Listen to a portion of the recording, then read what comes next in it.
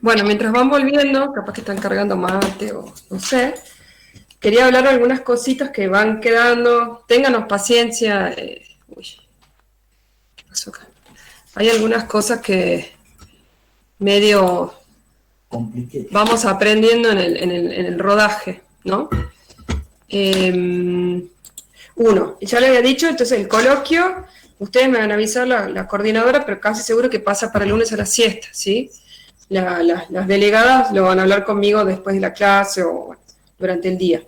Después otra cosa que les quería pedir, quizá, para que puedan entrar y no tengan que estar yo dándoles permiso, perdemos mucho tiempo, que yo los haga entrar a todos, que la delegada me mande la lista de mails o en un Excel o algo así, cosa que yo arme un grupo y les mande por el calendario.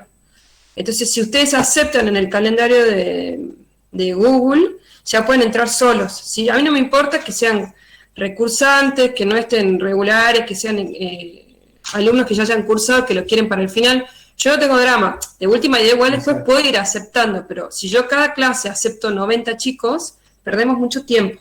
¿Les parece entonces que me armen en un Excel o en algo, en mail, no me importa, en un Word, lo que sea, toda la lista? Si después se agregan, como les digo, yo puedo ir admitiendo, pero no es lo mismo admitir 5 que 90. Entonces yo armo, le hago la invitación por el calendario y ya les queda. Ustedes si aceptan ya pueden entrar sin que yo los autorice. ¿Les parece? Y eso por ahora. Bueno, la fecha de parcial no cambia, parece que se extiende un poco la cursada, pero la fecha de parcial está fija, ¿sí? Y los trabajos prácticos ya vamos a ir definiendo. Queremos hacer un videíto de brucelosis, capaz que hagamos, cuando esté el trabajo práctico, simplemente una autoevaluación que ustedes hagan, como para cerciorarnos de que lo vieron. Bueno, eso sí, y el cronograma va cambiando un poquito porque, bueno, estamos aprendiendo cuánto tiempo nos lleva a dar las clases. Yo lo quería tener fijo, pero bueno, va a variar un poco, ¿sí? De acuerdo a las clases. Y la idea es que el jueves sí empecemos 8:30, ¿sí? El jueves que viene va a ser 8:30. Si no nos abren, lo haremos afuera hasta que logramos que nos abran, ¿sí? Porque yo sé que ustedes tienen otra clase y lo del jueves pasado, a nosotros tampoco nos gusta que no puedan ni descansar. Pero bueno, hay cosas que van haciendo... bueno, sobre el camino vamos improvisando un poquito, ¿sí? Ténganos paciencia y como les digo, cualquier sugerencia será bienvenida. Hoy grabé la clase y mañana me junto con un chico del aula virtual de la UNT para ver cómo hacerlo en YouTube, cosa que para pasárselos, lo que nosotros no queremos es que se viralice, ¿sí? Pero si podemos hacer algún con mail puntual, yo sí sé hacerlo en YouTube, pero bueno, no sé pasar de Meet a YouTube. Así que mañana me junto con un chico a ver si puedo hacer eso, ¿sí?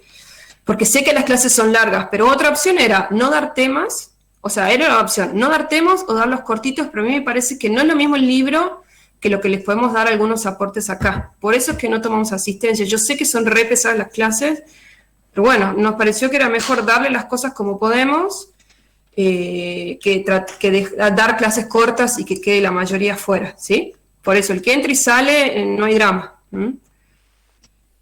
Bueno. Profe, hay chicos que creo que saben cómo subir las grabaciones del Meet a YouTube y para que no se viralice lo ponen como en una carpeta privada y solamente mandando el link pueden Perfecto. ingresar los que reciben el link. Bien, si quiere alguno que me escriba a mi mail que le había pasado, o hagan un audio, bueno, no sé, si no que me contacten y capaz que los llamo y les pregunto, ¿sí? Como para ir haciendo eso. Las 2 primeras clases no las grabé, pero esta está grabada, así que quizás podemos hacer eso. Gracias, creo que fue Janet. Bueno, sigo con la clase, así vamos avanzando. Entonces ahora comparto yo pantalla. Vamos a presentar.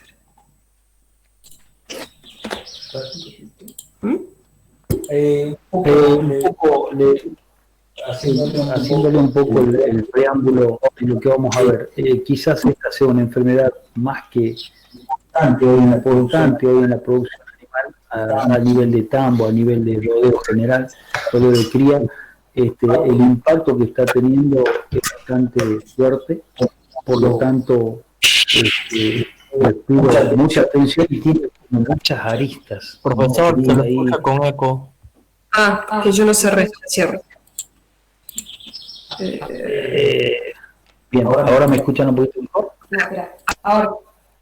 Bien, y digo que tiene muchas aristas, muchos problemas, por lo tanto, es una enfermedad bien compleja, muy compleja, y la van a ver, pero apenas arranquen en los campos, se van a estar chocando con todo esto, ¿no? Así que bueno, una especial atención, por momentos se complica bastante, pero bueno, después uno cuando se sienta y mastica un poco lo que nos habla la doctora Candelaria, mejora la cosa, ¿ah? Así que un poco de paciencia, bien compleja que es. No soy, pero no importa. Vamos bien. Bueno, ahora sí, entonces vamos a ver primero rinotraqueitis infecciosa bovina, o como se le abrevia comúnmente, que se llama IBR, ¿sí?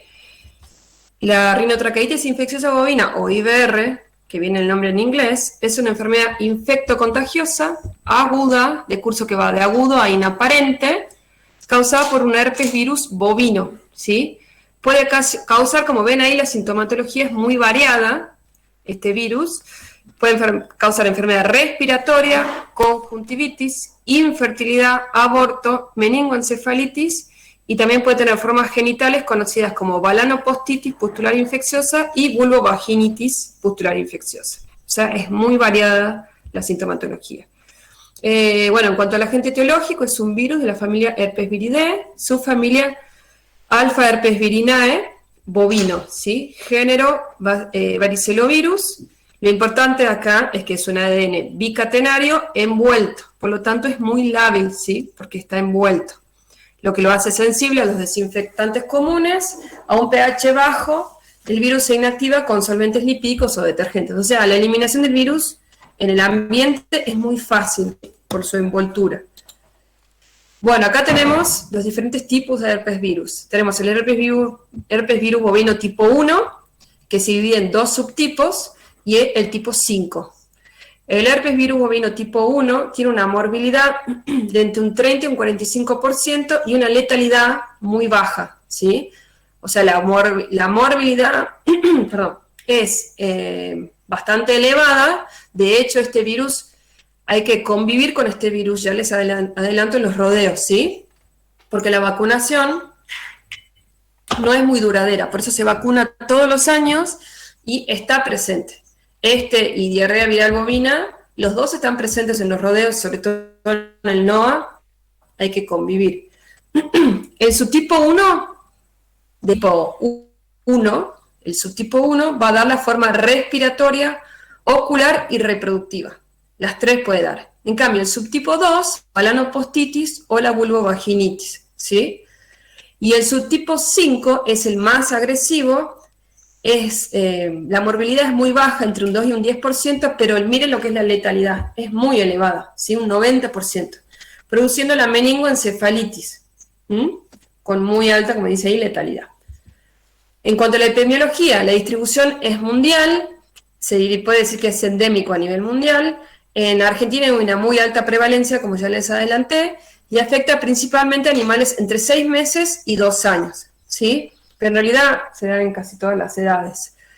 Y lo que tiene de particular, o bueno, no particular, pero de interesante, es que tiene un estado de latencia, como todos los herpes virus, ¿sí? Acuérdense, no sé si alguno tiene herpes en la boca, donde se aloja después en el ganglio trigémino, y ante factores estresantes, internos o externos, se va a replicar y va a ser una viremia, ¿sí? Eso para que se acuerden más o menos de la patogenia de este virus. Entonces, los factores externos que van a permitir su replicación son, por ejemplo, los climas fríos y lluviosos en otoño e invierno, que estresan al animal, cambios violentos de temperatura, las producciones muy intensivas, mezcla de animales en diferentes categorías, o sea, eso permite quizá que se contagien animales que no tienen inmunidad, con animales que sí tienen ya inmunidad, entonces tienen una infección latente, pero hace que se contagien en animales generalmente más jóvenes, causando más enfermedad, o sea, causando enfermedad en esa categoría. Animales nuevos, sin cuarentena, que quizá no sabemos el estado inmunológico, falta un plan de vacunación, todos estos son factores que hacen propicio el desarrollo de la enfermedad. Factores internos propios del animal, la edad, el sexo, el estado corporal, la baja cobertura inmunológica, todos son factores que favorecen la replicación, ¿sí? La fuente de infección van a ser animales enfermos, que es lo que eliminan una mayor carga vírica, y los portadores asintomáticos, ¿sí? Que lo tienen en un estado de latencia, y son los más importantes. Creo que todo esto, bueno, uno lo relaciona mucho con el coronavirus, pero vale, ¿sí? Animales enfermos, las enfermas del coronavirus, y los portadores asintomáticos, que son los que lo diseminan, y son muy importantes porque, si bien eliminan menor carga vírica, no se los puede detectar, salvo pruebas diagnósticas, y bueno, son una fuente de infección.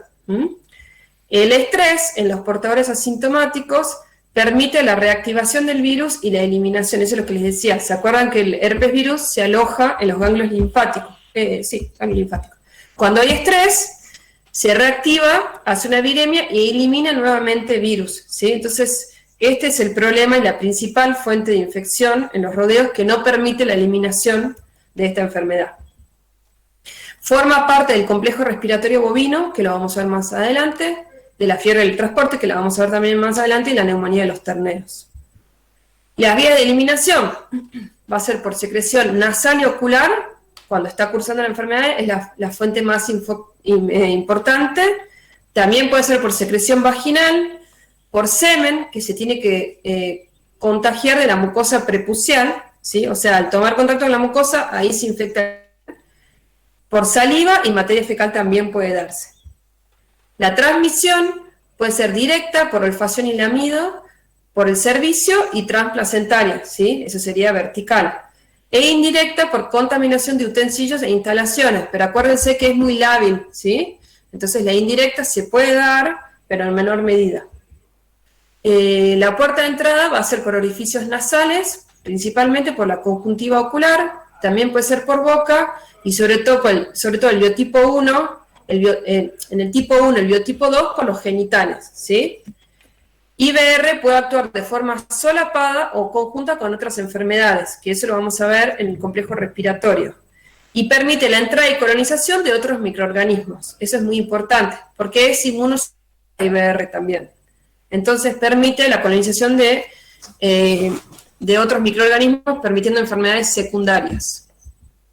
Bien, en cuanto a la patogenia, dijimos que la principal vía de ingreso son los orificios nasales, ¿sí? Ingresa por acá, se va a replicar, va a ser en la mucosa nasal, faríngea y traqueal, y de ahí, por ejemplo, puede ir a la conjuntiva ocular y córnea, produciendo conjuntivitis y otitis. ¿Cómo va a ir? Por el conducto lagrimal, que se acuerdan que conecta el tracto respiratorio con la mucosa ocular, ¿sí? Con el ojo. En esta primera replicación, en la mucosa del tracto respiratorio superior, va a producir inflamación, ¿sí? De ahí puede haber una viremia, ¿sí? Este sería en el caso del tipo 1. Hace una viremia y va al tracto reproductor, donde puede producir abortos sin retención de placenta y una necrosis del cuerpo lúteo, lo cual hace una infertilidad, porque si hay necrosis del cuerpo lúteo no puede retornar al estro, ¿sí?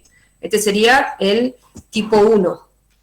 Y el tipo 5, generalmente por nervio trigémino, puede producir ir a meninge y masa encefálica, produciendo la meningoencefalitis, ¿sí? Que es un proceso inflamatorio no supurativo. Se entiende que estos son los dos tipos, tienen una patogenia diferente, ¿sí? La tipo 1 no va a ir a meninge, solo el tipo 5, ¿sí?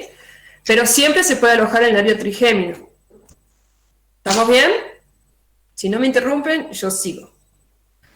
Bien, en cuanto a los abortos, lo vamos a ver acá, miren, yo tiene primer tercio, segundo tercio y último tercio. Por lo tanto, se puede dar todo a lo largo de la gestación, ¿sí? No hay un periodo como en brucelosis que era más común en el último tercio. Acá se puede dar a todo a lo largo de la gestación, de acuerdo al momento de infección y la carga vírica, obviamente, y el estado del hospedador, de la vaca. En el primer tercio voy a tener reabsorción embrionaria, puedo tener momificación y abortos pequeños.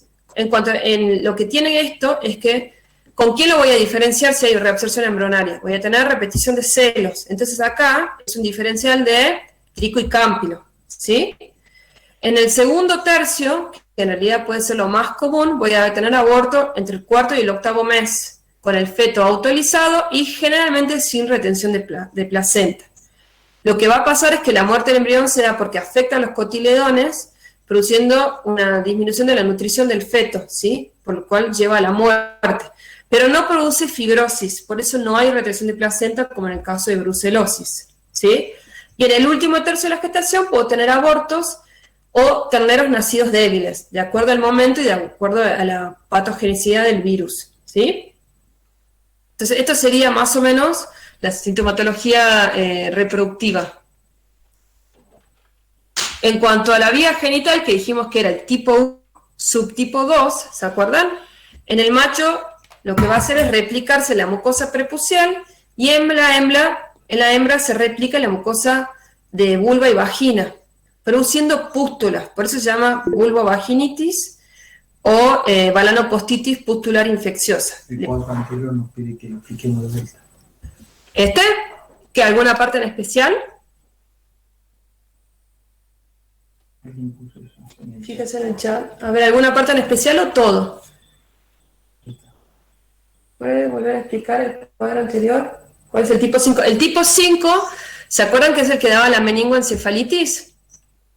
Entonces, todos los tipos ingresan generalmente por vía nasal o oronasal, ¿sí? Replica la mucosa nasal y de ahí el tipo 1 va a ir, por ejemplo, al tracto reproductor o a la conjuntiva ocular, ¿sí? Y el tipo 5 es el que va a ir a meninges. ¿Se acuerdan que dijimos que era el de baja morbilidad pero muy alta letalidad? Solo el tipo 5 es el que va a meninge y produce este proceso inflamatorio no supurativo con la meningoencefalitis. Los otros tipos van a dar trastornos, dijimos, respiratorios y reproductivos. Ahí es importante, eso se hizo un diagnóstico en el recuerdo cuando yo estaba estudiando, hubo un brote en los terneros. La meningoencefalitis generalmente de tipo 5, generalmente se da en animales menores de 2 años. No se da en adultos, se da generalmente en animales menores de 2 años y es por el tipo 5. Ese diagnóstico se hizo en Río Cuarto por allá por el año 89. Bien, seguimos entonces. Bien. Entonces, acá, entonces, dijimos, el tipo 1, subtipo 2, es el que va a dar la balanopostitis. ¿No se ve? ¿No lo ven, no? No, profe, no está compartiendo pantalla. Se salió la compra. Ahí voy. No sé por qué se sale.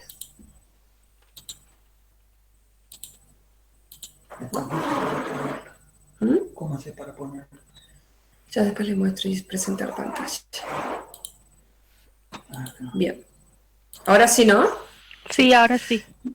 Entonces, acá dijimos vía genital va a dar la balanopostitis o vulvovaginitis. Ahora, de vulva, cuando está con las pústulas en vulva y vagina, puede migrar al útero y producir aborto y metritis, ¿sí? O sea, puede pasar. Pero generalmente los abortos se dan por el tipo 1, que como dijimos va por vía oronasal, ¿sí? O sea, el tipo 1, subtipo 1, va por vía oronasal, ¿sí? Por vía oronasal y va al tracto reproductor, a útero produciendo el aborto. Y el tipo 1, subtipo 2, ingresa por vía genital a vagina o prepucio y en el caso de la hembra puede ir a útero y producir aborto. ¿Sí? No es muy complicado, es como bastante... No se enreden mucho. El que produce meningoencefalitis es el tipo 5. Sí, el tipo 5 es el que produce meningoencefalitis. Alteraciones del endotelio produce. Sí. Ahora vamos a ver. Entonces, en cuanto a la inmunosupresión, que yo les dije que producía, que es algo que permite las infecciones bacterianas secundarias, es porque produce apoptosis de los linfocitos T, CD4, y alteración de la función de los polimorfos y macrófagos, ¿sí? Esto, lo importante es que se acuerdan que produce inmunosupresión, lo que permite infecciones bacterianas secundarias, tanto en el útero como en el tracto respiratorio. Entonces, en cuanto a los cuadros clínicos y las lesiones, lo importante es que el periodo de incubación puede ser variable entre 2 a 3 días, a 6 a 7 semanas, ¿sí?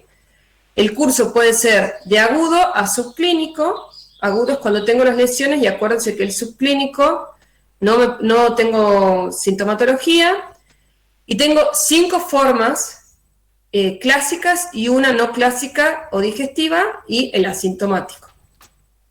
Ahora vamos a ver todas.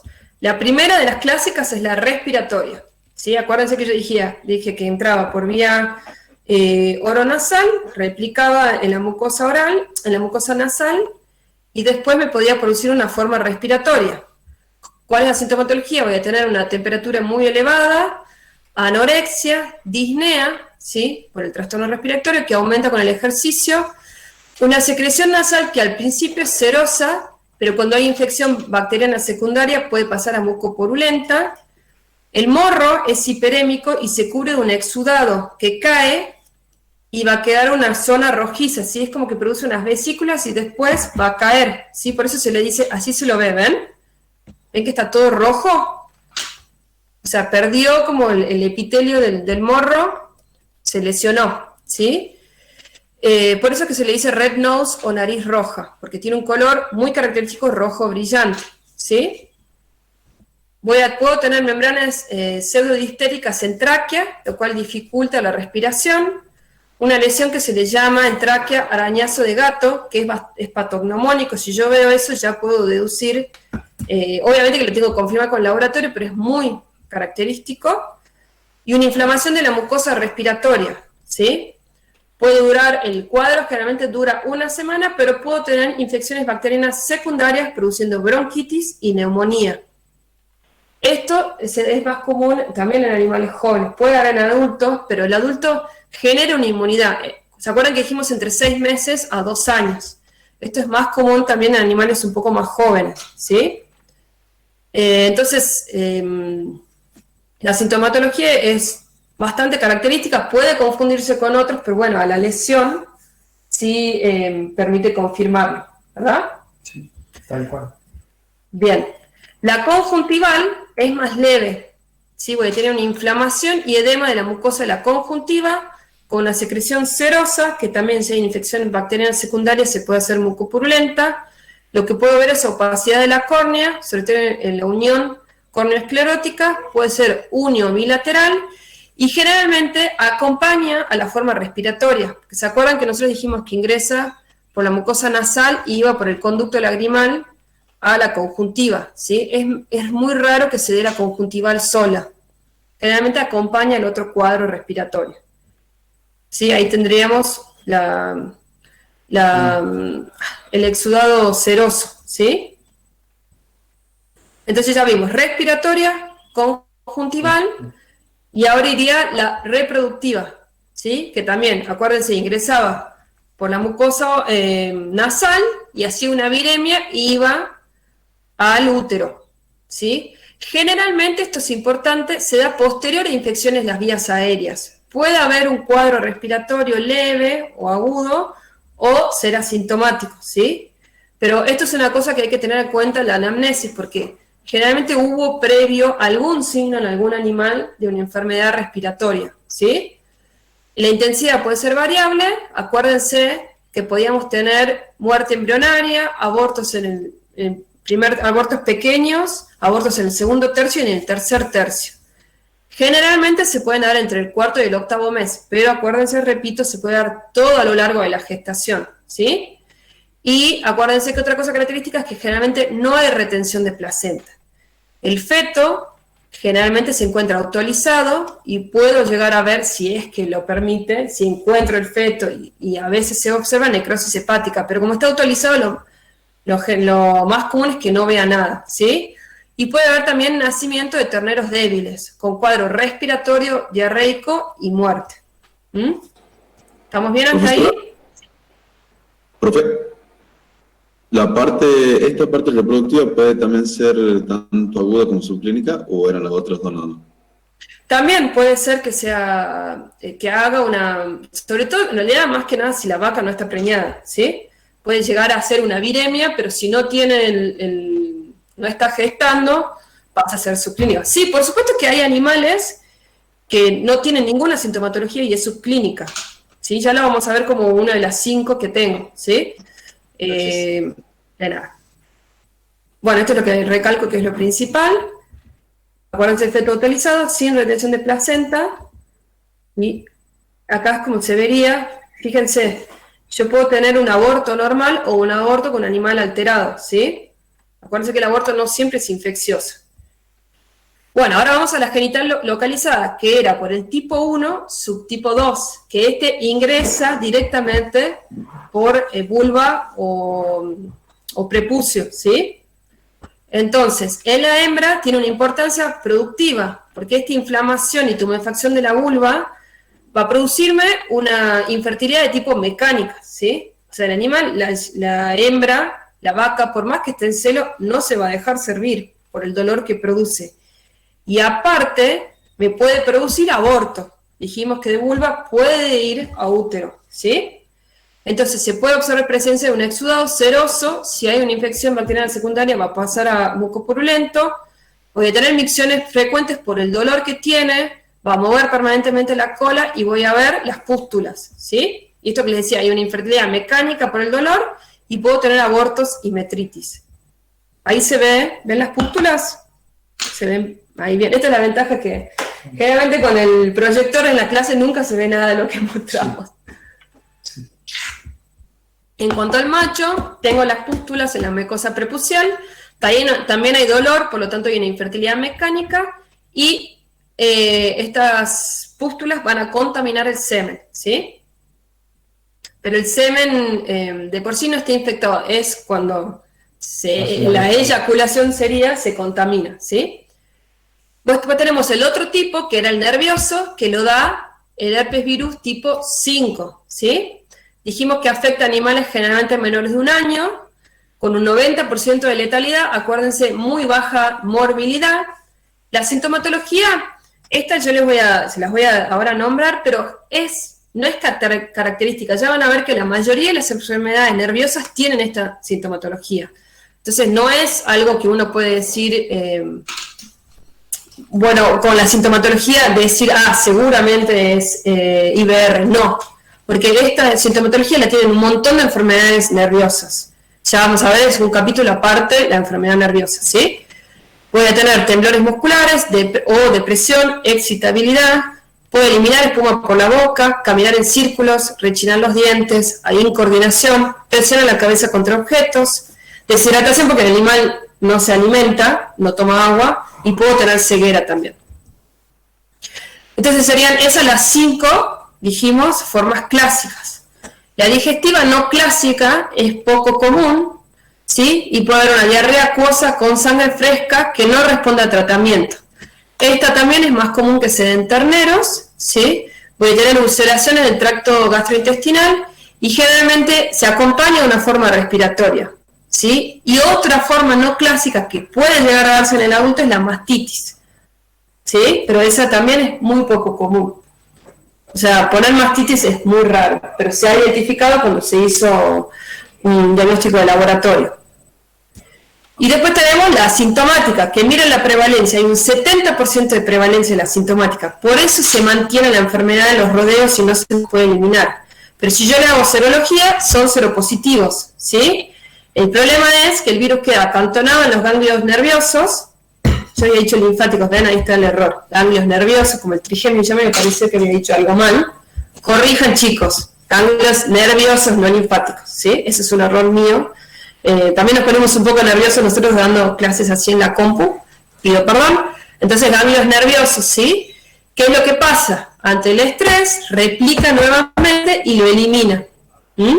Entonces, esta es la principal fuente de infección, animales asintomáticos que, como miren lo que es la prevalencia, ¿yo puedo eliminar a los positivos? No, porque me quedo sin rodeo, ¿sí?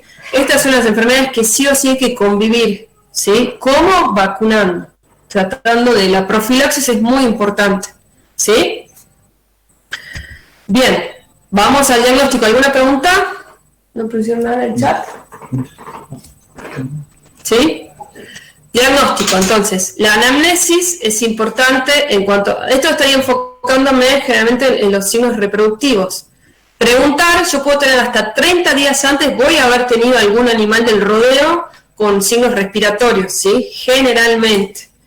Signos clínicos, si hay aborto, como les digo, concomitante o con signos respiratorios previos, o signos de conjuntivitis, o también monovaginitis, ¿sí? El diagnóstico de laboratorio va a ser por serología, inmunofluorescencia indirecta o ELISA seriado. ¿Qué es lo que puedo hacer yo, que algunos veterinarios hacen? Antes del servicio, toman una muestra de sangre, ¿sí? De suero, y lo guardan. Y si yo después tengo problemas reproductivos, puedo mandar esa muestra que la congelé, tomar una nueva muestra de sangre de las vacas y hacer una serología seriada, ¿sí? Entonces, si yo tenía bajos títulos y aumentaron, puedo decir que hay un problema nuevo, ¿sí?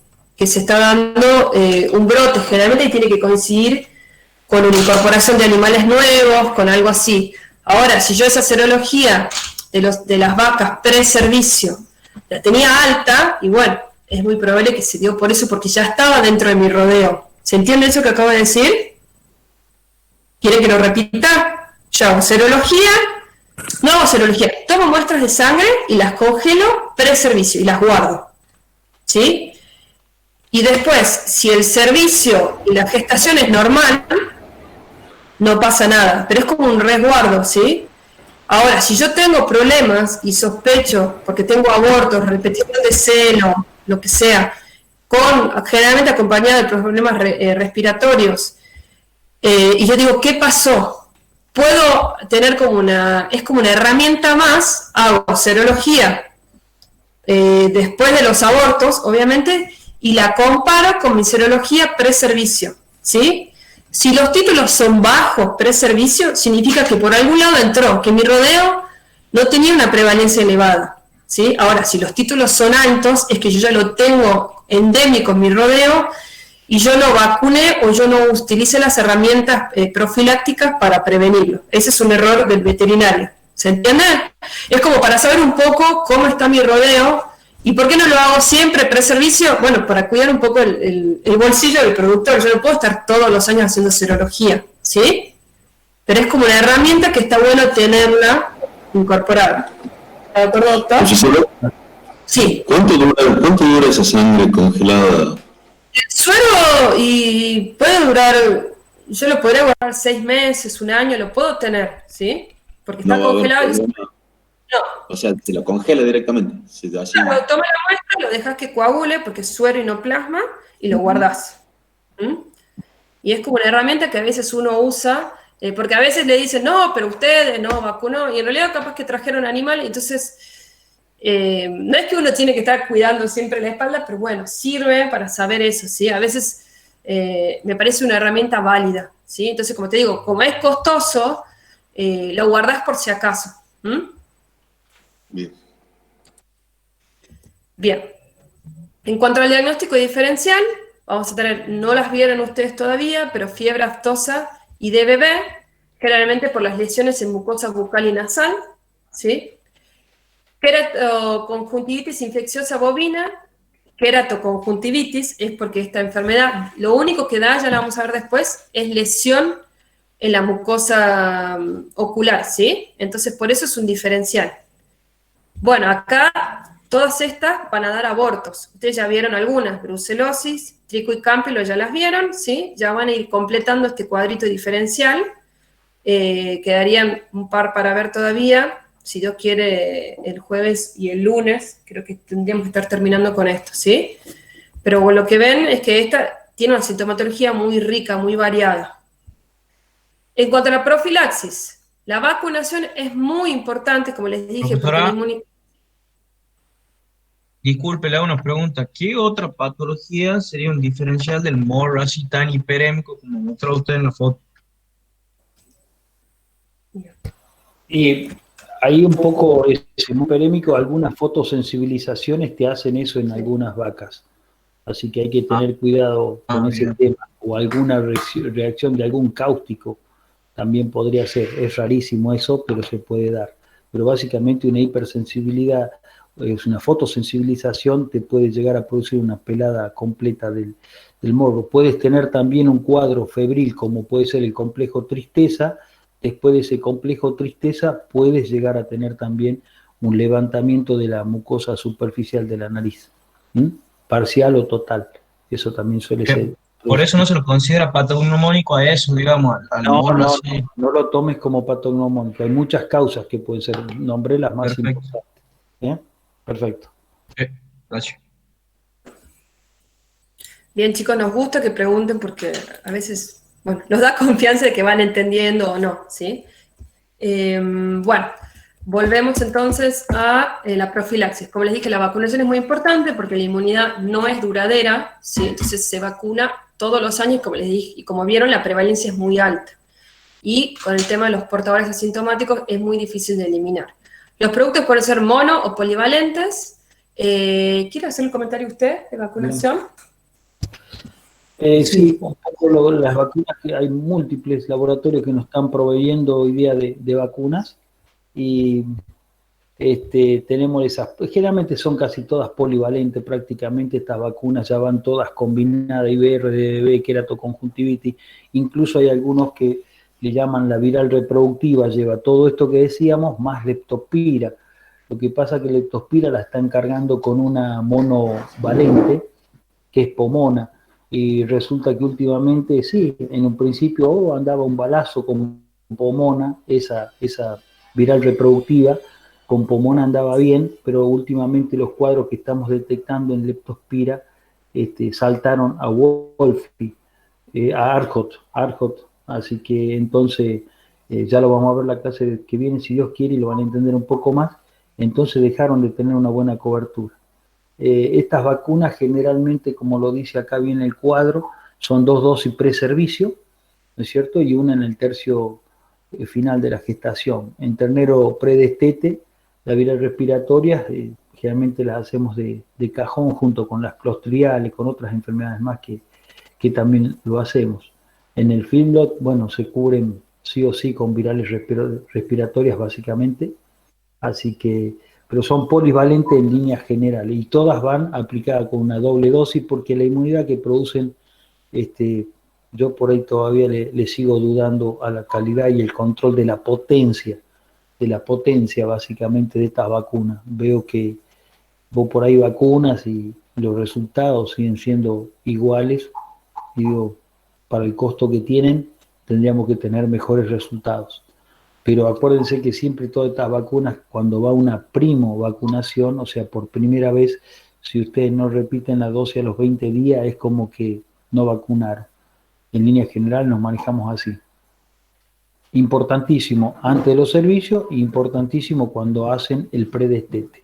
Son 2 momentos que sí o sí no se pueden negociar. De ahí que los reproductores, cuando van a entrar en servicio, los toros, se le hace 2 dosis pre-servicio antes de que entren a los servicios, pues van a tener contacto. No se olviden que ellos tienen la olfacción como una de las detecciones de celo que tiene, también huele permanentemente por la contaminación a través de vulva, el contacto entre hocicos, entre narices. Así que es más que importante que los toros también entren al servicio, por lo menos con 2 dosis la primera vez y después una dosis semestral. Cada 6 meses tendríamos que estar haciendo una dosis para que entren con un sistema inmune bastante coherente a la hora de entrar a trabajar. El toro, aunque parezca que anda de vacaciones y de fiesta ahí, tiene un estrés muy alto, compite con sus propios compañeros, compiten a veces por la misma vaca y eso produce estar en una tensión permanente, ¿no? Aparte de estar totalmente relajados 9 meses, donde están tranquilos, comen, se manejan totalmente solos, poquitos animales, pasan a estar en rodeo de 400 vacas, comparten 40 toros el mismo hato, el mismo rodeo, eso lo lleva a un estrés importante. Así que más que importante que el toro también lo tengamos en cuenta la vacunación. Sí. Sí. Disculpe, dijo que el toro la primera vez antes del servicio era con 2 dosis y después se lo mantenía con una vez al mes. Cada 6 meses, cada 6 meses. O sea, Ramiro, siempre que haces una primo vacunación por primera vez, tienes que poner 2 dosis seguidas y después ya te ajustas a calendario. podés hacerlo cada 6 meses o antes de entrar en servicio. Eso ya lo tomas como criterio. Yes. Profe, ¿y el intervalo entre las 2 dosis de cuánto tiempo es? Siempre los intervalos van de 20 a 30 días. 15 a 30 días dicen unos, 20 a 30 días dicen otros. Eso por un efecto booster, lo saben al efecto booster, ¿verdad? O sea, una vacuna hace una respuesta, vamos a poner número a ver si se puede entender. Yo pongo la primera vacuna y levanto la inmunidad, vamos a ponerle un número para que se entienda. Levanta hasta 60. Empieza a caer lentamente, de 60 se viene a 55. Ahí le hago el segundo rebote de vacuna y termina yéndose casi al 100% de respuesta. ¿Se entiende? Entonces, vamos con el primero 50, a 60 empieza a caer, cuando va en 55, que eso sucede más o menos, por decirle, a los 20 días, entre los 20 y los 30 días, coloco una segunda dosis y es la que vuelve a impulsar la inmunidad hacia arriba y me lleva al 100% de cobertura, por decirle. No existe el 100% en biología, pero tiene una buena cobertura. ¿Se entiende? Eso es efecto booster. Sí, profe, muchas gracias. Mucho depende de una vacuna, del estado, si no está cursando alguna enfermedad inmunosupresora. Esta es una enfermedad inmunosupresora, la leucosis inmunosupresora. Entonces, el efecto de una vacuna va a depender también en el estado de salud que se tenga ese rodeo. Si vos tenés un brote de neumonía y te vas a vacunar con esto, lo más probable es que no veas ningún resultado para sorprenderte. Verás un resultado promedio, ¿se entiende?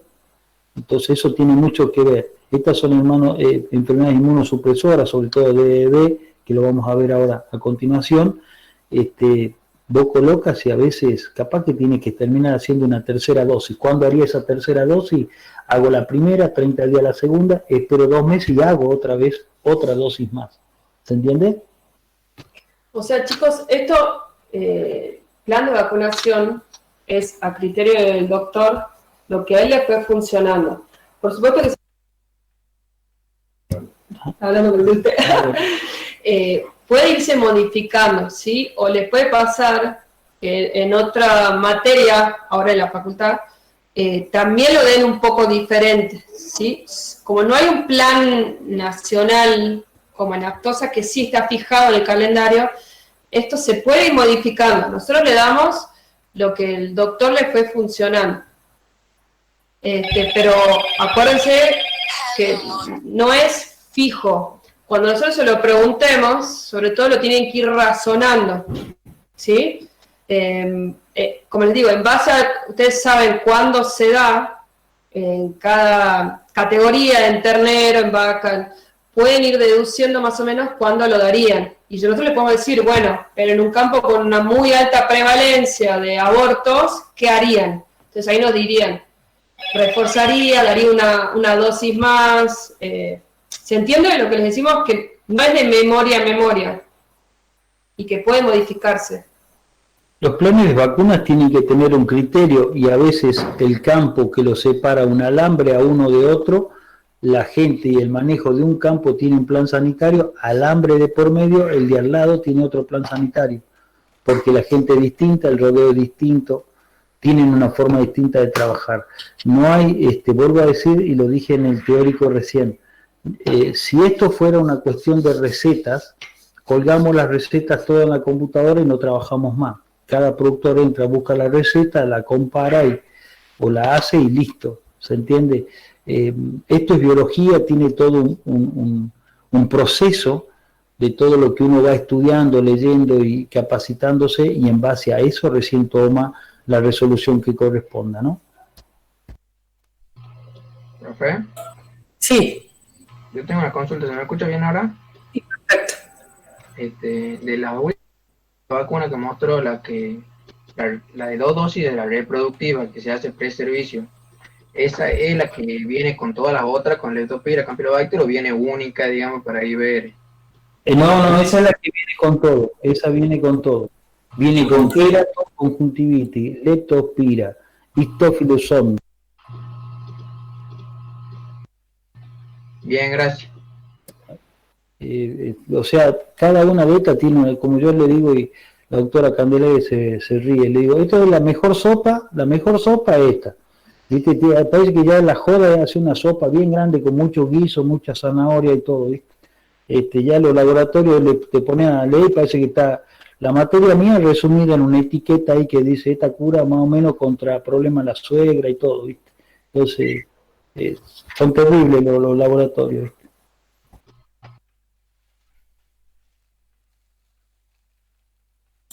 Chicos, ¿están para que les dé la última enfermedad? Sí, profe. Es que sí, Sí, profesora. se hace largo, pero bueno, nos queda fuera. Así que aguanten. Bien. Vamos con la última entonces. Diarrea viral bovina. ¿Se ve ahí? Sí. Ahí va. Bueno. Esta enfermedad tiene una particularidad, ¿sí? Que ustedes generalmente se mezclan con IBR. También se dan muchos juntos, por eso siempre uno dice IBR-DBV, que DBV es la abreviación de diarrea viral bovina. Pero la patogenia es muy característica y es específica de diarrea viral bovina. Entonces, se van a mezclar, cuando termine lo van a terminar a entender, pero se mezclan con la latencia de IBR, ¿sí? La sintomatología es muy parecida, pero el tema de latencia es, una cosa es lo que yo acabo de explicar de la latencia en los ganglios nerviosos de IBR, ¿sí? Y la inmunosupresión que genera, y otra cosa es la patogenia de esta enfermedad, ¿sí? Estén atentos a eso, y bueno, yo lo voy a empezar a explicar, seguramente me van a parar, ¿sí? Déjenme que una vez termine de explicar la patogenia, y si no la entienden, volvemos para atrás. Entonces, esta enfermedad tiene dos enfermedades adentro, diarrea viral bovina y enfermedad de las mucosas. La diarrea viral bovina, o DBV, es un problema mundial que causa, o una enfermedad que tiene una problemática mundial que causa pérdidas en el ganado de carne y de leche. Según la edad del animal, el estado inmunológico y el momento de la gestación en el que produce la infección es el cuadro clínico que yo voy a tener. Como definición, el complejo de diarrea viral bovina y enfermedad de las mucosas es una enfermedad infectocontagiosa que es causada por un virus que puede cursar desde un curso agudo a inaparente y tiene signos clínicos que también son variados. Generalmente pueden ser digestivos o reproductivos. Y tiene esta particularidad que en los trastornos reproductivos puede producir efectos teratogénicos e inmunosupresión. ¿Sí? Esto es lo más importante que tiene. El agente etiológico es de la familia Flaviviridae, género Pestivirus, es un virus ARN de cadena simple, lo cual lo hace muy plástico, lo que significa que puede ir mutando mucho las cepas, ¿sí? La envoltura que tiene es lipoproteica lábil y pequeña, por lo tanto no es muy resistente a los desinfectantes tampoco. Este virus integra al género junto con el virus de la peste porcina clásica y de la enfermedad de Border del ovino. Es sensible por su envoltura a la temperatura, no resiste más de 3 días a 37 grados y a una temperatura elevada no más de 35 minutos. Y también es sensible al éter y a los ácidos por su envoltura. La variabilidad de este virus es muy importante, la principal característica de este virus es que tiene una alta variabilidad genética, como les dije, porque es un virus ARN de cadena simple, ¿sí? Esto le va a dar una variabilidad, ¿qué pasó? También antigénica, ¿sí? Ay, se enojó, vamos de vuelta, solito se fue, ahí está, ¿sí?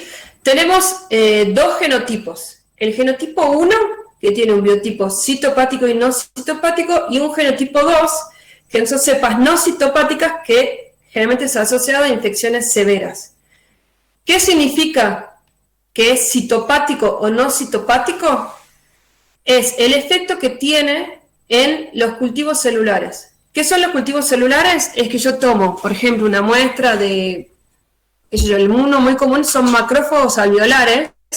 Se tomaron muestras de vaca, de humano, de todo, y se los logró hacer crecer en el laboratorio e inmortalizarlos. Significa que yo los hice crecer y encontraron la forma de guardarlos, ¿sí? Entonces se le llama cultivo celular. Yo lo tengo en el freezer, lo puedo sacar y con unos medios de cultivo especiales lo hago crecer y lo puedo replicar en vaca, ¿sí? Lo lograron mantener. Esos generalmente son los ensayos, para que ya sepan, in vitro, ¿sí? Son con estos cultivos celulares o líneas celulares que se los logró inmortalizar. ¿Qué es lo que pasa? Al inmortalizarlos, perdieron algunas características de esas células en el organismo. Por eso es que los ensayos in vitro no son 100% iguales los resultados que in vivo, porque esas células, al haberlas inmortalizado, se alteraron un poco, ¿sí? Esto viene para todo. Vieron que dicen, la ivermectina in vitro funcionó. No significa que in vivo va a funcionar, hay que probarlo, ¿sí? ¿Se entiende eso? Porque ese cultivo, esas células, en realidad se llaman líneas celulares, se alteraron algunas características para poder inmortalizarlas, ¿sí? Porque si no, yo tomo una muestra de un hisopado respiratorio, lo puedo mantener en el laboratorio un tiempito, pero después se me muere, ¿sí? No lo puedo replicar y guardar, ¿sí? Entonces, para poder mantenerlo y poder usarlo muchas veces, se alteraron algunas características. Bueno, ¿a qué viene lo de los biotipos? El biotipo citopático se observó que en estos cultivos celulares produjo, cuando yo lo inoculo, produce vacuolización y muerte de la célula, ¿sí? Porque posee un polipéptido estructural, que es este. En cambio, el biotipo no citopático no produjo esta muerte celular, ¿sí? Pero eso no significa, esta presencia de esta proteína lo que hace es estimula la replicación viral. Se encontró la diferencia entre los dos biotipos, es esta proteína. Pero lo que importa es que no significa que el biotipo no citopático no es patógeno. De hecho, es el más patógeno, ¿sí? Ya lo van a ir entendiendo después, pero entonces grábenselo ahora. El biotipo no citopático, lo que pasa, que los diferencia, es que en los cultivos celulares no produce la muerte de estas células inmortales, si quieren, ¿sí? Pero es recontrapatógeno. De hecho, es el que causa el 90% de la enfermedad, ¿sí? ¿Se entiende eso hasta ahora? Si no me interrumpen, entiendo que lo entienden, porque no tengo para mirar en las caras. Bien, entonces el biotipo no citopático es el biotipo predominante en la naturaleza y es aislado de la mayoría de las formas clínicas y es el único capaz de originar o perpetuar la enfermedad, ¿sí? El biotipo citopático solo se aísla de los animales que tienen enfermedad de las mucosas, ¿sí? Lo repito. Entonces, el biotipo citopático solo se aísla de animales que tienen enfermedad de las mucosas. Bueno, ya lo van a entender cuando sigamos con la patogenia, ¿sí? En cuanto a la epidemiología, es de distribución mundial, es endémico, esto es muy parecido, ¿sí?, a IBR. Los hospedadores son varios, ¿sí? No solo los bovinos, sino otros rumiantes, ¿sí? Inclusive los camélidos, en los porcinos, en los búfalos y en rumiantes silvestres. El bovino, en cuanto al bovino, es susceptible en cualquier sexo y raza, y en las hembras adultas es muy importante porque produce pérdidas económicas por los abortos, ¿sí? Acuérdense que puede afectar a bovinos de carne y de leche, y miren la prevalencia.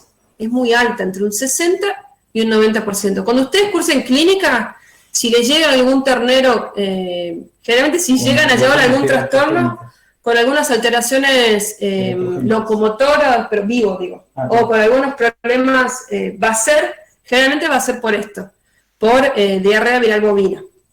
En clínica generalmente algún ternerito nos lleva y es por esto. Bueno, en cuanto a la forma clínica de la diarrea viral bovina, si bien dijimos que puede afectar a todas las edades, generalmente se va a dar entre los 6 meses y los 2 años. En cambio, la forma clínica de la enfermedad de las mucosas generalmente se da en animales menores de 1 año. ¿Por qué? Porque generalmente mueren, no llegan al año, ¿sí? No es que se enferman ahí, sino que su esperanza de vida no es mayor a 1 año. En cuanto a la fuente de infección, la principal fuente de infección son los animales persistentemente infectados, que son portadores asintomáticos, pero son diferentes, y ya lo vamos a ver en la patogenia, al resto de las enfermedades o lo que acabamos de ver en IBR, ¿sí? Son portadores asintomáticos, pero son muy, muy específicos, que ya lo vamos a ver, ¿sí? Tengan paciencia. Y lo que pasa con estos portadores es que eliminan concentraciones muy elevadas del virus por todas sus secreciones y excreciones durante toda su vida, ¿sí? Durante toda la vida de este animal, elimina constantemente virus. Por lo tanto, ese sí lo tengo que buscar, identificar y eliminar.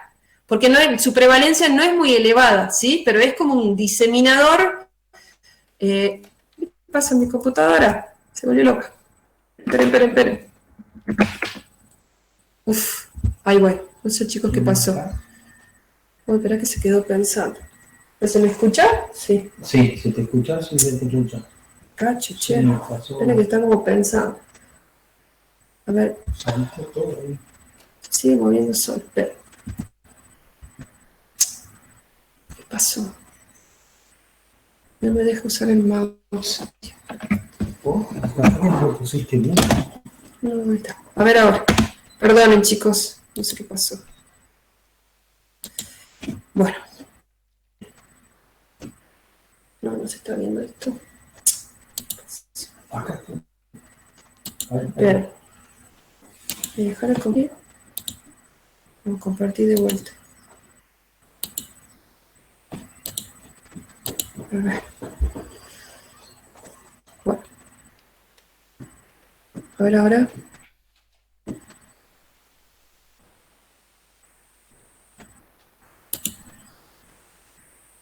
Cerrar esto. Cacho. ¿Nada? ¿No comparte? Sí. Ahí está. Espera que va como lento, me parece. Ahí sí, ¿no? Gracias.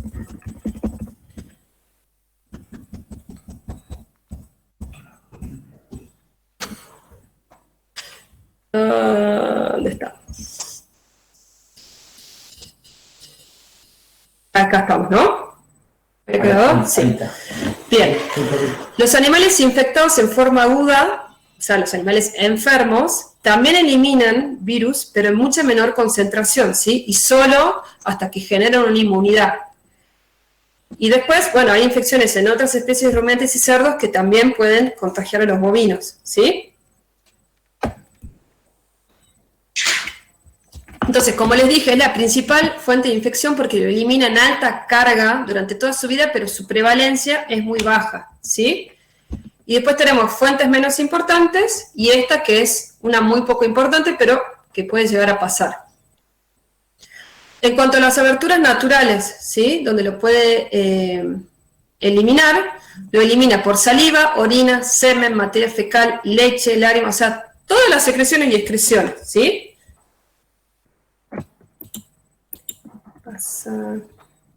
Espera. Bueno, de modo de transmisión podemos tener la vertical, que ya la vamos a ver, que es donde se originan los persistentemente infectados, que es una infección fetal, ¿sí? De la madre al feto. Y la transmisión horizontal, que es la más común, que es por contacto estrecho, ¿sí? Por vía erógena. Acuérdense que como es por todas las secreciones y excreciones, lo elimina en ambientes cerrados, puede ser por la eliminación hasta la respiración, por el servicio, ¿sí? Por inseminación artificial si el semen está contaminado, por insectos también, desde el persistentemente infectado, por iatrogenia también desde el persistentemente infectado, y por aguas y alimentos contaminados con secreciones o excreciones, ¿sí? La infección fetal, como dijimos, es muy importante, y esa, la de nariz-nariz también. Bueno, en cuanto a la patogenia, estamos hablando ahora de la diarrea viral bovina. Es responsable de originar un amplio rango de manifestaciones clínicas y lesiones. Esto es importante, la cepa, el biotipo, si es tipo 1, si es citopático o no citopático, la edad y el estado inmune del hospedador, la respuesta inmune que induce y los factores estresantes, ¿sí? Y otros patógenos que también pueden hacer infecciones secundarias. Vamos con la diarrea viral bovina, entonces. Ingresa por vía oronasal, replica en la mucosa oronasal, y después va a ir a replicar al tejido linfoide, ¿sí? Y acá, ¿qué es lo que produce? Una leucopenia, produciendo inmunosupresión. Puede hacer una viremia de 7 a 10 días, hasta que el animal desarrolla anticuerpos, ¿sí? Y va a haber una protección por reinfecciones de cepas, sería antigénicamente homólogas de por vida. Entonces, bueno, pero ella está cubierto de por vida. No, acuérdense que yo dije que este virus era muy plástico. Entonces, cepas homólogas es muy raro porque va mutando muy rápidamente, ¿sí? Entonces, esto sería una infección de un ternero o de una vaca. Imagínense una vaca que no está gestando, o de un toro normalmente. Lo que uno espera es que pase esto, ¿sí? El animal se infecte y después de 15 días se inmunice, ¿sí? Ahora, esta leucopenia, que dijimos que hay porque replica, sí replica en ganglios linfáticos, ¿sí? A diferencia de IBR, permite infecciones secundarias, como por ejemplo por IBR, Pasteurella, Rota, Corona, Salmonella, ¿sí? Otras enfermedades de virus y bacterias. Entonces el animal, acuérdense, recalco esto, elimina poca cantidad de virus y por poco tiempo, porque en 15 días ya generó una inmunidad, ¿sí? Ahora, ¿por qué produce inmunosupresión o esta leucopenia? Porque tiene, como dijimos, tropismo por ganglios linfáticos, tropismo dentro de estos ganglios por la serie blanca, sobre todo linfocitos y neutrófilos, y en los neutrófilos produce disminución del índice de opsono citopático, o sea, afecta las funciones de los neutrófilos, ¿sí? Y deprime la blastogénesis también. Chicos, yo esta parte nunca se las voy a tomar, ustedes tienen que acordarse que produce inmunosupresión por leucopenia, ¿sí? Esto si les sirve para razonarlo, mejor, pero yo no voy a estar preguntando si hay el índice de opso citopático, porque la materia es muy larga, pero bueno, a mí me interesa que si alguno se lo plantea, ¿por qué será? Acá está, ¿sí? Pero no quiero que se asusten con todas las cosas que yo pongo por ahí de más. En cuanto al cuadro clínico de esta diarrea viral bovina, dijimos, en vacas o que no están gestando, o toro, o algunos terneros, la infección puede ir de inaparente a aguda, ¿sí? Puedo tener trastornos reproductivos. ¿Profe? Se supone que, a ver, en el día 14-28 post-infección se debería inmunizar el animal, Sí. pero si al mismo tiempo hay una inmunosupresión, ¿puede fallar esa inmunización Sí. por sí sola, por así decirlo, o siempre se va a inmunizar sola? Sí, a ver, siempre depende acá es muy importante la cepa del virus. ¿Qué es lo que me refiero con cepa? Lo vamos a poner así, nosotros somos todos humanos, qué sé yo, vamos a poner, imagínense, pongámoslo por nosotros, humanos de raza negra, ¿no? Son todos iguales, pero tienen diferentes características cada persona, de personalidad, de morfología, de cara, nariz más grande, más chica. Bueno, lo que yo te quiero decir, vos tenés este virus, ¿no? Que puede ser, esto lo da una cepa no citopática, pero dentro de estas cepas van variando, expresan algunos factores de virulencia diferentes, ¿sí? Entonces, por eso, ¿qué tipo de virus te tocó? Es muy importante. Lo mismo va, capaz que sirve, sorry que sea reitero con el coronavirus, pero vieron que hay gente que se enferma y es muy grave, hay gente que no, puede ser por el sistema inmune de la persona o por el tipo de virus que te tocó. Todos son coronavirus, COVID-19, pero hay algunos que tienen o expresan algunos factores de virulencia que son más agresivos o no, ¿sí? Entonces, en este caso... Entonces, en el caso que se produzca esa inmunosupresión y que sea grosera, por así decirlo, que el animal lo afecte groseramente, ese animal quedaría como ese portador que estábamos hablando hace un rato de... Recientemente infectado. Ah, bien. Ya lo vamos a ver. Ese es muy específico y solo se da cuando se infecta en la gestación. Yo lo que te quiero decir es que acá, para que tengan en cuenta, en base a la cepa de este virus no citopático, al sistema inmune del hospedador siempre juega la tríada, ¿no? Yo puedo ir de inaparente a aguda, ¿sí? Significa, si el animal, a pesar de la leucopenia, va a poder mostrar una respuesta inmune y quizá no tiene signos o es, por ejemplo, una carga vírica muy elevada también de la cantidad de virus, una cepa muy agresiva o un animal muy inmunosuprimido y me da signos agudos, ¿sí? Y también tiene que ver con la infección bacteriana o viral secundaria que yo tenga. Si también le toca otra, por ejemplo, una salmonela agresiva, bueno, al final voy a tener una salmonelosis, ¿entendés? Entonces va a tener signos, ahí ya no van a ser de bebé, sino que van a ser de salmonela, pero eso también no le permitió al animal curarse, ¿sí? Gracias. Entonces, sí voy a tener la sintomatología, generalmente puede ser digestiva, en animales hasta adultos está muy inmunosuprimida, pero generalmente es leve, ¿sí? Lo que yo tengo es que si la hembra está preñada, puedo tener ahora vamos a hablar de la infección de las hembras gestantes. ¿Estamos hasta acá? Entonces, acá está lo que yo te decía. Si la infección normalmente es asintomática, hay una fiebre moderada y una leucopenia, pero que la viremia dura 7 a 10 días y hay una poca descarga vírica en este momento y la infección es muy transitoria, ¿sí? Y de hecho, miren, la transmisión es muy poco común. Entonces la infección, pero sí hay una seroconversión. Si yo hago una serología, voy a tener título de anticuerpos, ¿sí? Pasados estos 7 a 10 días. ¿Se entiende? Entonces generalmente es, como dijimos, generalmente es asintomática. Ahora, si el virus era muy agresivo, puedo tener signos digestivos, ¿sí? Pero es bastante raro que sea de por sí sola esto de signos digestivos, pero puede pasar. En cuanto a los trastornos reproductivos, ahora estamos hablando si infecta una vaca gestante, ¿sí? Entonces, es una cepa no citopática que enferma a una vaca gestante. ¿Qué es lo que puede pasar? El resultado del contacto de una hembra susceptible con el virus varía, como dijimos, dependiendo del momento del ciclo reproductivo.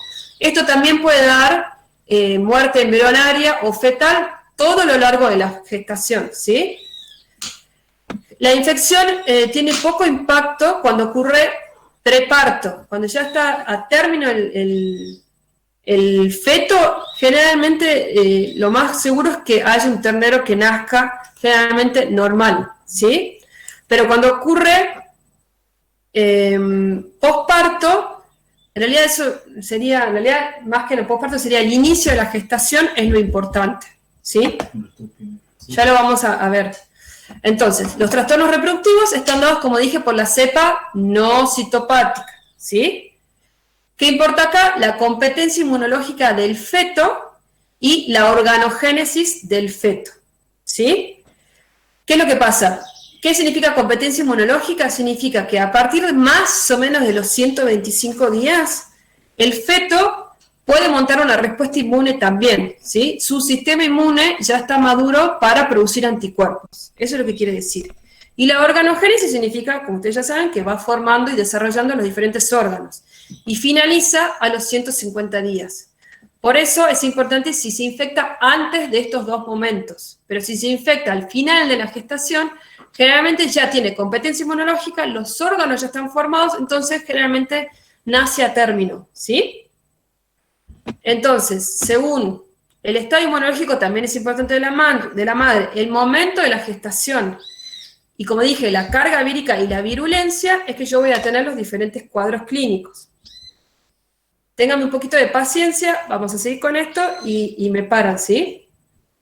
En cuanto a los trastornos reproductivos, si la infección es, por ejemplo, previo al servicio o la inseminación artificial, o sea, muy cerca, ¿sí?, del servicio, o en la etapa embrionaria hasta los 24 días, estoy hablando de previo al servicio unos días antes, no un mes antes, o en la etapa embrionaria hasta los 24 días, yo voy a tener generalmente muerte embrionaria y repetición de celo, ¿sí? Hasta que la madre va a repetir celo hasta que monte una respuesta inmune.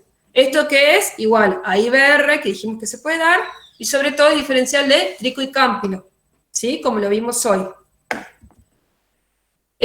Bueno, esto no me voy a detallar en esto porque, bueno, puede producir fallas en la ovulación también, ¿sí?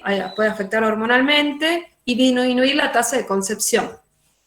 No me voy a detener en esto porque me parece demasiado, ¿sí? Entonces, en este periodo embrionario temprano es todo o nada, ¿sí? Si el embrión se infecta, degenera y muere, ¿sí? Por eso voy a tener muerte embrionaria. Salvo que no infecte y continúe su desarrollo. Cuando la infección se da, pasados estos 24 días hasta los 125, que era el momento clave de la madurez, si quieren, inmunológica o competencia inmunológica, por una cepa no citopática, ¿qué es lo que pasa? El feto o el embrión no tiene, como dijimos, el sistema inmune desarrollado. Entonces, no monta una respuesta inmune y toma el virus como propio. ¿Se entiende? O sea, él no tenía la aptitud inmunológica, entonces el virus replica y lo toma como propio. Nunca va a montar una respuesta inmune para ese virus. ¿Sí? ¿Se entiende eso? Es inmunotolerante, lo tomó como propio, ¿sí? Porque se infectó antes de que su sistema inmune madure. Puedo reconocerlo y... ¿Se entiende? Entonces, ¿qué es lo que pasa? Acá siempre tiene que ser una cepa no citopática, recuerden eso, ¿sí? Si la cepa es muy agresiva, puede producir muerte fetal, ¿sí? Con momificación y aborto. O también puede afectar el desarrollo de los órganos produciendo trastornos teratogénicos, ¿sí? Ahora, si la cepa no es muy patogénica, ¿sí? ¿Qué hace? Infecta al ternero, pero no le produce lesiones y entonces el ternero lo toma como propio, ¿sí? Y llega a nacer, o sea, se infectó al inicio de la gestación entre los 25 y 125 días, pero nace. Este ternerito es el que le estamos diciendo que es el persistentemente infectado y elimina por todas sus secreciones y excreciones de por vida constantemente altísimas cargas de virus, porque es como que hacen ni siquiera una especie de simbiosis, ¿sí?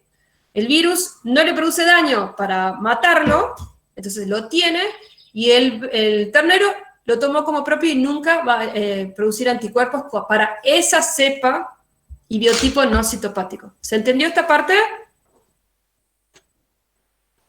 ¿No hay preguntas? Seguimos entonces. Bueno, este periodo va a terminar cuando hay el sistema inmune madura, ¿sí? Entonces, esto es lo que es un cuadro adentro, pero no importa esto, ¿sí? Acuérdense con el corte en el 125, madurez o no madurez del sistema inmune. Para mí con eso es suficiente, ¿sí? Ahora, si este virus lo infecta después de los 125 días, ¿qué va a pasar? Si hay una respuesta inmune, entonces el feto, si el virus no es muy agresivo, va a producir anticuerpos, entonces va a terminar eliminando el virus. ¿Se entiende? Vamos con este cuadrito. Si la infección es en el primer trimestre y el virus es muy patogénico, va a producir muerte embrionaria, está mal ahí, y repetición de celos, ¿sí? Si se infecta hasta los 125, 128 días con una cepa no citopática, puede producirme, si la cepa es muy agresiva, debilidad y muerte o muerte embrionaria, en realidad es muerte embrionaria, o un animal, si la cepa no era muy agresiva, un ternerito persistentemente infectado, que es aparentemente sano, ¿sí? Pero generalmente este animalito ya igual tiene otros problemas, o sea, el virus no lo mata, supuestamente están en equilibrio, pero no llega hasta el año, ¿sí? Porque o se enferma de enfermedad de las mucosas, que ya lo vamos a ver ahora, o se enferma de otra cosa, ¿sí? No, es como que produce una cierta leucopenia, es como... Entonces generalmente no llega al año. Pero ¿qué es lo que pasa? Como dijimos que este animal es el principal diseminador, es muy importante identificarlo y eliminarlo del rodeo. Acuérdense que la prevalencia es baja, pero la cantidad de virus que elimina es muy alta, entonces hay que tratar de eliminarlo, ¿sí? Ahora, si la infección se da más adelante, donde ya hay competencia inmunológica, puede ser que si el virus no es muy agresivo, el feto monte una respuesta inmune y siga su gestación normalmente, o si el virus es muy agresivo, me produzca aborto, llegue a natimorto o terneros nacidos débiles, o afecte la organogénesis, ¿sí? Porque tiene tropismo por algunos tipos de células dentro de la organogénesis, produciéndome, por ejemplo, hipoplasia cerebelar, malformaciones, es muy común. Paladar hendido ahora las vamos a ver. Y generalmente cuando se infecta en el tercer tercio, los órganos ya se terminaron de formar, ya hay competencia inmunológica, como ya dijimos, entonces el feto generalmente desarrolla anticuerpos contra el virus y nace a término. ¿Sí?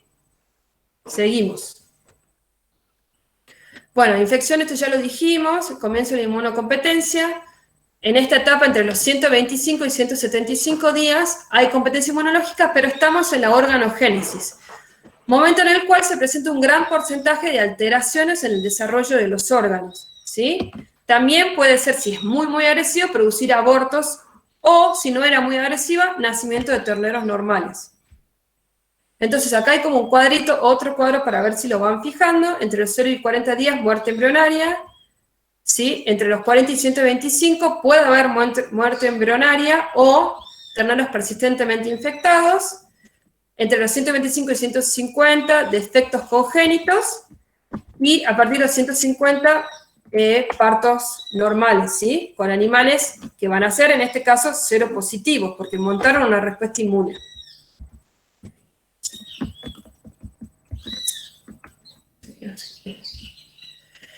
Bueno, en cuanto al retraso del crecimiento intrauterino, que son estos trastornos teratogénicos, puede haber falta del crecimiento general, con un peso al nacer reducido, falta del crecimiento selectivo de algunos órganos, como cerebro, pulmón y timo, porque tiene tropismo por ese tipo de células, restricción del crecimiento de huesos largos, por eso también tiene trastornos en el aparato locomotor. ¿En el desarrollo? Sí. Se observan distintos tipos y grados de malformaciones, ¿sí? Según la cepa actuante, ¿ven? Puede haber hipoplasia cerebelar, microencefalia, trastornos a nivel del mielogénesis, no me sale el... Bueno, de la mielina está hidrancefalia, hidrocefalia, atrofia, hipoplasia de timo, ¿sí? Trastornos a nivel del aparato, sistema ocular, cataratas, microoftalmia, degeneración de la retina, hipoplasia o neuritis de nervio óptico, alopecia es muy común, hipotricosis, hipoplasia pulmonar. Esta artrogrifosis es muy común en trastornos a nivel de las articulaciones, praquignatismo, paladar hendido, retraso general del crecimiento y deformaciones esqueléticas, ¿sí? ¿Ven lo que es? Es muy variada, pero es muy característica. Si uno ve esto, tiene que sospechar de DBB. Acá está una foto de un paladar hendido. Miren esto. Eso se da mucho. Acá tenemos hipotricosis, ¿sí? Este es un ternero que tiene escaso desarrollo corporal y macrocefalia, ¿sí? Bueno, las posibles explicaciones de estas malformaciones es que hay un daño celular directo o cromosómico causado por el virus, ¿sí? O también puede producir daño en las células o vasculitis. Todo esto produce inflamación, edema, hipoxia y degeneración celular. Acuérdense que tiene tropismo por las células nerviosas, ¿sí? Por eso por el sistema nervioso central, glándula pituitaria, hipotálamo, timo, y también afecta el metabolismo hormonal, ¿sí? Del feto. Por eso son otras de las explicaciones por las cuales produce trastornos del sistema esquelético. ¿Sí? Ahora, eso sería más o menos la explicación. Ustedes acuérdense que produce trastornos teratogénicos y más o menos acuérdense cuáles son, ¿sí? Tropismo, entonces dijimos, por piel, por el timo y sobre todo por el sistema nervioso. Eso es lo más importante. ¿Qué pasa si se infecta? Pasados los 171 días tenemos competencia inmunológica y ya tenemos el desarrollo de la organogénesis ya completa casi, ¿sí? Entonces, generalmente tengo nacimiento de terneros seropositivos, ¿sí? Normales o si la cepa era muy agresiva, débiles, ¿sí? Pero los abortos son muy raros. Hay una pregunta. ¿Qué dice? Que los persistentemente infectados no llegan a la de vida en general. Sí, ahora lo vamos a ver. Ahora vamos a hablar del persistentemente infectado, que entra generalmente dentro de la enfermedad de las mucosas. Este persistentemente infectado, como dijimos, es un ternero que nace, porque la cepa no era muy agresiva para producir trastornos teratogénicos, siempre hablando de una cepa no citopática. Pero como produce cierta leucopenia, puede infectarse de otras cosas o de enfermedades de las mucosas. Entonces va a ser un ternero cada vez un poco más pequeño, por ejemplo, el arreo es el que queda último, ¿sí? Por eso generalmente no llega al año, o porque se enferma de enfermedades de las mucosas o de otra enfermedad. ¿Sí? ¿Qué te lo puedo llevar a tu casa? Sí, generalmente neumonías. Entonces, la enfermedad de las mucosas, ¿cuándo se da? Cuando este ternero persistentemente infectado, que se enfermó con una cepa no citopática, se contagia o toma contacto con un biotipo citopático, ¿sí? Sí o sí, el biotipo citopático solo produce enfermedad de las mucosas. ¿Cuándo? Cuando infecta un ternero persistentemente infectado, ¿sí? Entonces, depende si es antigénicamente este biotipo citopático homólogo antigénicamente al biotipo no citopático que lo enfermó en la gestación, ese iba a producir enfermedad de las mucosas aguda. ¿Puede repetir, Candy? Espera que termino esto y repito. Aguda, crónica o no produce nada. ¿Sí? Vamos de vuelta. Entonces, el persistentemente infectado, dijimos que se enfermó antes de los 125 días, cuando el animal tenía inmaduro el sistema inmune, con un biotipo no citopático, ¿no? Se enfermó en la gestación con un biotipo no citopático antes de los 125 días, ¿sí? Ese ternero nació y se va a enfermar de enfermedad de las mucosas cuando se infecta con un biotipo citopático, ¿sí? Siempre del virus de la diarrea viral bovina, pero un biotipo citopático. El biotipo citopático solo produce enfermedad de las mucosas, ¿sí? ¿A quién va a producir enfermedad de las mucosas? Solo a persistentemente infectados. ¿Se entiende eso? Bueno, vamos de vuelta. Entonces, si el biotipo citopático es antigénicamente, significa que los antígenos que tiene generalmente en superficie son homólogos o similares al biotipo no citopático que lo enfermó en la gestación a este ternero persistentemente infectado, ¿qué es lo que pasa? No monta una respuesta inmune, ¿sí? Si bien es otro biotipo, como antigénicamente es igual al que lo enfermó en la gestación, desarrolla la enfermedad de las mucosas aguda, que ahora vamos a ver los signos clínicos. Si el biotipo citopático que lo enferma es antigénicamente diferente o heterólogo del biotipo no citopático que lo enfermó en la gestación, monta una respuesta inmune, ¿sí? Entonces no se enferma de enfermedad de las mucosas. Si el biotipo citopático que lo enferma al ternero persistentemente infectado es parcialmente homólogo, o sea, medianamente similar antigénicamente al que lo enfermó en la gestación, desarrolla la forma crónica de la enfermedad, ¿sí? Porque hay cierto grado de respuesta inmune. ¿Sí? ¿Se entendió esto? Bien, si no me interrumpen, sigo. Si no, lo vuelvo a explicar. Bueno, seguimos.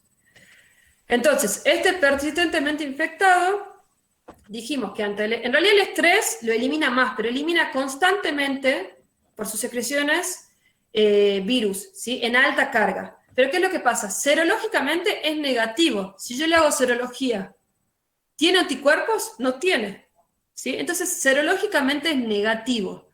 Pero si yo hago un cultivo de sangre o heces o una PCR, es positivo, porque tiene virus.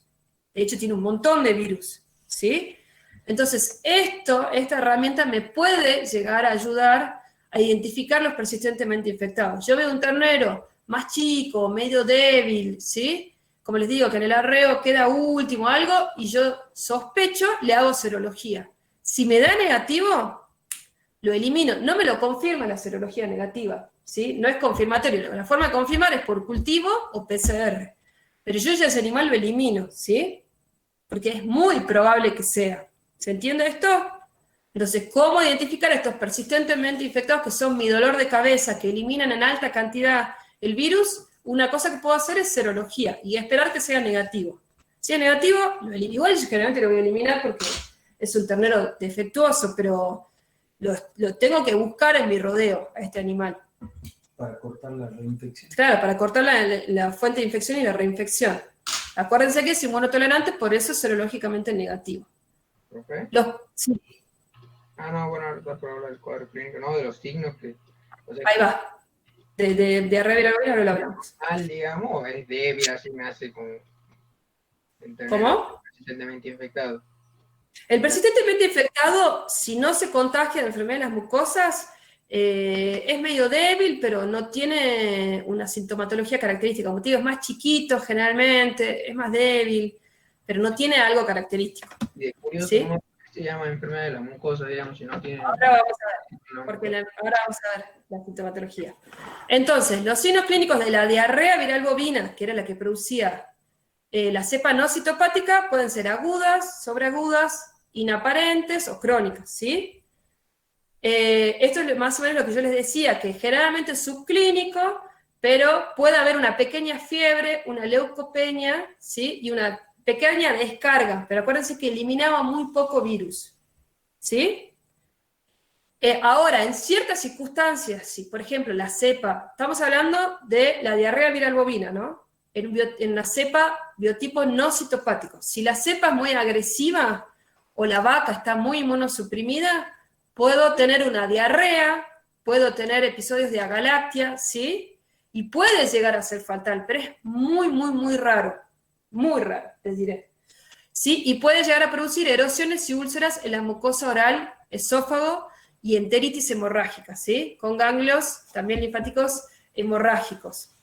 Pero esto es muy raro. Generalmente se da clínica, sí. ¿La enfermedad de la mucosa se da solamente en una reinfección o puede, o sea, sin dar previamente la diarrea viral? Si no se da la diarrea viral, ¿se puede contagiar igual de la enfermedad de la mucosa? Esa es la pregunta misma.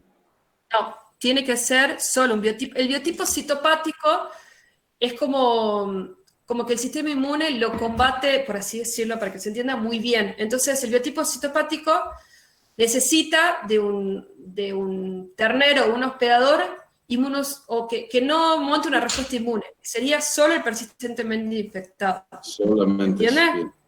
Sí. Solamente ese, ¿sí?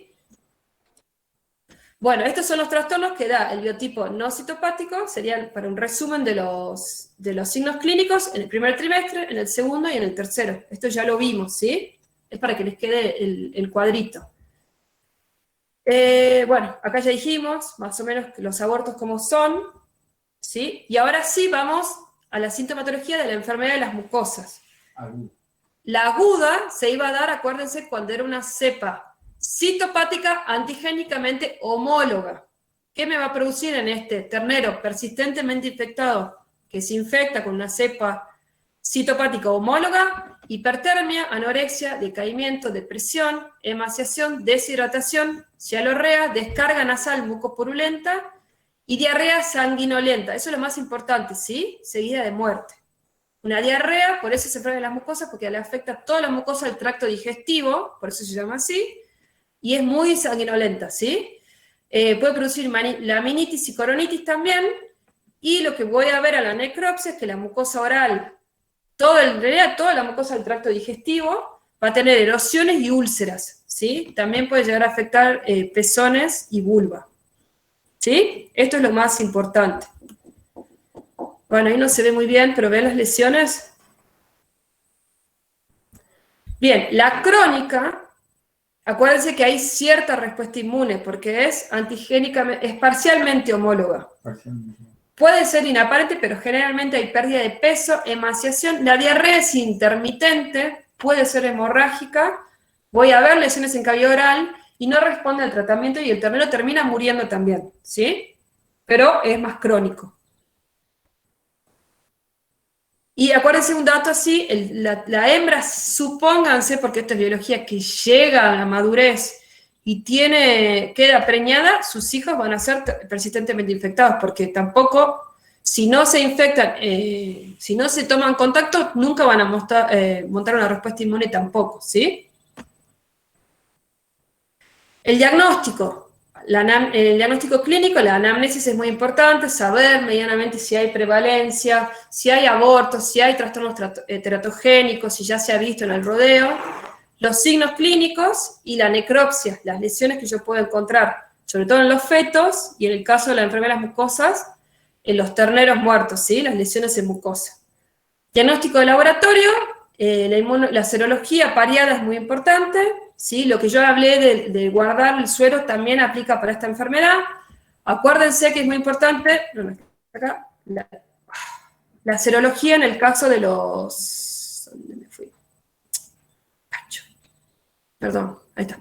La serología en el caso de los persistentemente infectados, que tiene que dar negativo, ¿sí? Y bueno, el aislamiento por cultivo, PCR. Diagnóstico diferencial. Bueno, inmunistoquímica también puede ser importante para verlo en el caso de la necropsia, ¿sí? Diagnóstico diferencial, La forma digestiva, fiebre aftosa, que todavía no la vieron. IBR, dijimos que podía llegar a dar esto, y lengua.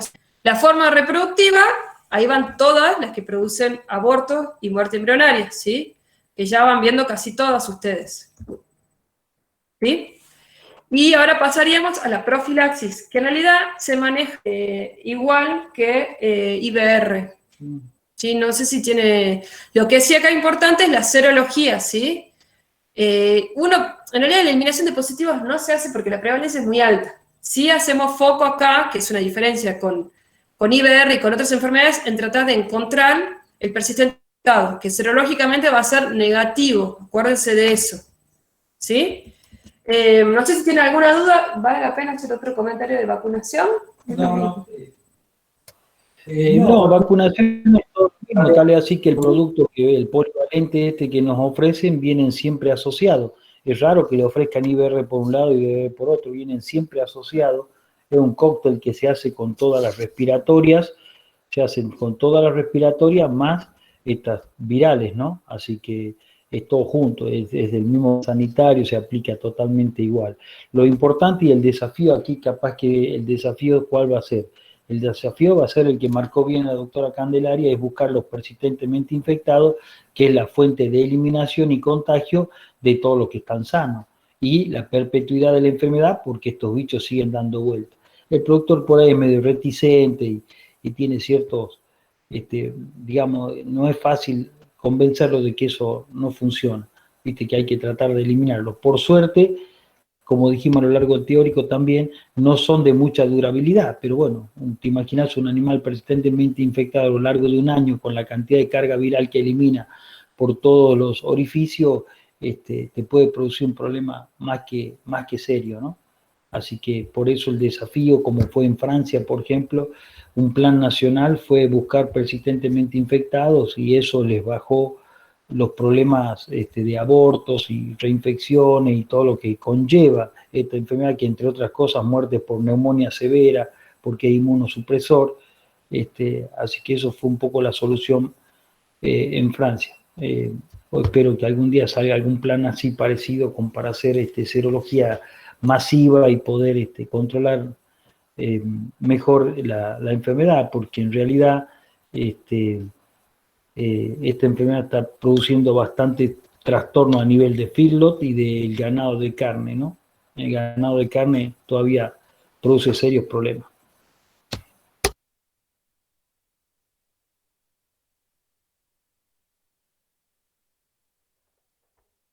Sí. ¿Alguna otra pregunta, chicos?